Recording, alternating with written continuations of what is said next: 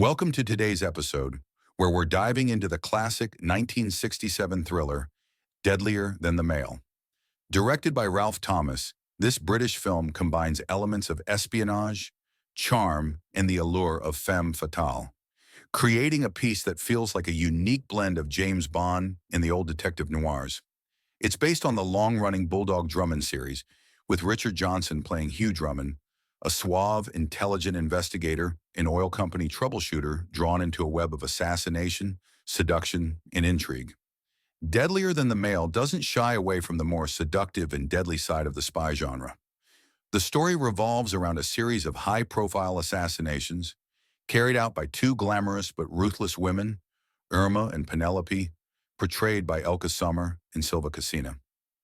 Their characters break away from the typical portrayal of women in the 1960s thrillers, embracing a cold, calculating quality that makes them truly menacing.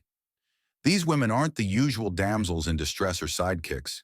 They're professionals who wield their beauty as lethally as their firearms. Their motivations are unapologetic, making them some of the most memorable femme fatales in 1960s cinema. The film cleverly plays with the audience's expectations. Drummond, played with calm sophistication by Richard Johnson, contrasts with Bond-like heroes of the time. He's less inclined toward reckless action and more reliant on wit and a sense of professionalism that feels refreshing. The story really sets itself apart by centering around Drummond's unraveling of a corporate conspiracy. The assassinations are all linked to sabotage against major businesses, and Drummond's client suspects foul play aimed at controlling oil markets. This approach, which grounds the story in industrial and political stakes, reflects Cold War anxieties about global influence and economic power, giving the movie a level of intrigue that transcends pure action. Visually, the movie revels in the glamorous settings of the 1960s, from luxurious penthouses to exotic locales. The cinematography showcases sleek, modern designs, which feel very much like an extension of the polished, danger-filled lives of the characters.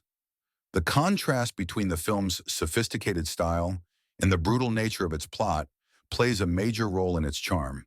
And that theme song, Deadlier Than the Male, performed by the Walker Brothers, encapsulates the film's seductive danger with haunting lyrics and a memorable tune that sticks with you long after the credits roll.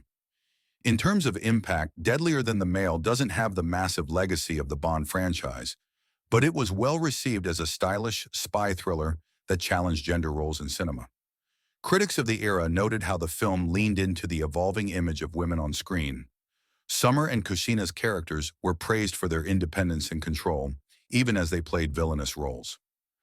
The film's approach to femme fatale, powerful, deadly, and entirely self-driven, influenced how women in spy films were portrayed afterward, marking a shift toward complex female characters who weren't simply supporting players. If you're into classic thrillers and love the stylish flair of the 1960s spy genre, Deadlier Than the Male is a must-watch. It's got that perfect mix of suspense, style, and subversion that makes it both a time capsule and a standout in its genre. So grab your popcorn, sit back, and prepare to be drawn into a world where danger lurks behind every beautiful face. Because, as the title promises, sometimes the fairer sex is truly deadlier than the male. Thanks for listening. Make sure to like, subscribe, and stay tuned for more deep dives into classic cinema.